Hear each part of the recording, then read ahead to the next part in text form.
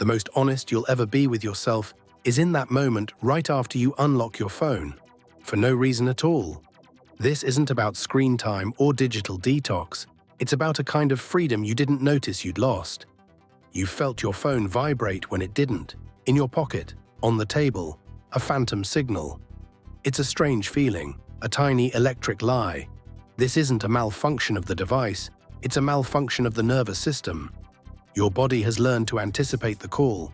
It's waiting for the next interruption. Eager for it even. It has been trained. The interruption arrives. A notification, a simple ping. Your attention doesn't shift, it's pulled. There's no conscious decision. It's a reflex, honed by thousands of repetitions. The digital equivalent of a tap on the shoulder from an invisible crowd. Each buzz, each flash, is a tiny erosion of your own will. A small vote for someone else's priority over yours. People talk about smartphone addiction. It sounds like a personal failing, a lack of discipline, but that's not quite right. It's not a moral weakness to respond to stimulus that has been engineered to be irresistible. This isn't about willpower. It's about a system designed to bypass willpower entirely. The system doesn't need you to be weak, it just needs you to be human.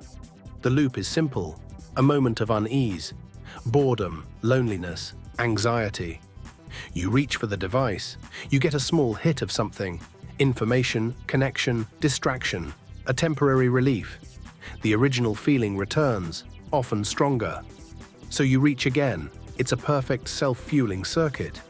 And you don't even have to think about it for it to work. In fact, it works better if you don't. Look at any two people waiting. For a train, for coffee, for a conversation to start. There's no shared glance, no idle observation of the world around them. There's just the quiet glow of two separate screens. Two people standing together but entirely elsewhere. It's a silent, mutual agreement to not be present, to not be here. Which is strange because here is the only place anyone ever really is. The constant stream of information doesn't make you more informed. It just makes you more agitated. Small anxieties, manufactured urgencies, the performance of others' lives. It all blends into a low-grade hum of stress. This isn't about the content, it's the sheer volume. Life experienced through a screen starts to feel like a lower-resolution version of itself. Less vivid, less real. Think about the last time you were genuinely bored, with nothing to do, nothing to watch, nothing to read. For many, that state no longer exists. It has been patched, updated. Boredom has been recategorized as a problem to be solved instantly, a void to be filled. But that void was where other things used to happen. Reflection, creativity, the simple, quiet act of noticing the world. It goes deeper than habits. The tether changes your sense of self. You check for likes to feel validated. You check for messages to feel connected. You check the news to feel aware. Your internal state becomes dependent on external input from the device. Slowly, without realizing it, you've outsourced the job of feeling okay to a machine that profits from you feeling not okay enough. Watch a parent with a restless child in public. The phone comes out. Instant silence, instant compliance.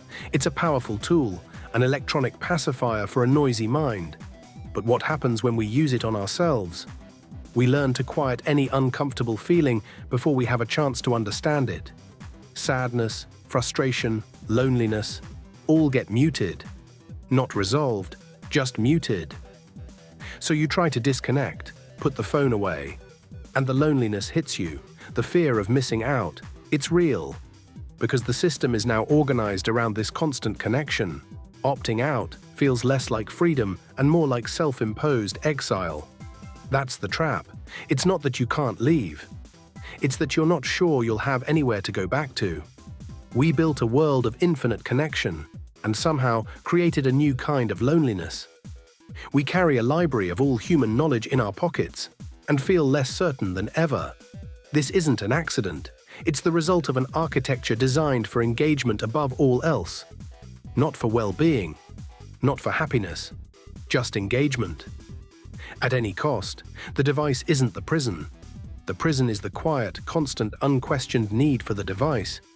It's the tether, a digital leash we willingly put on every morning and take off only when we sleep. Or maybe we don't. Maybe we just lie in the dark, the screen lighting up our faces, scrolling. Just for a few more minutes. Just to make sure we haven't missed anything. The problem isn't that you're distracted from your life. The problem is that this constant low-grade distraction has become your life. A replacement. And the most frightening part is how comfortable it feels.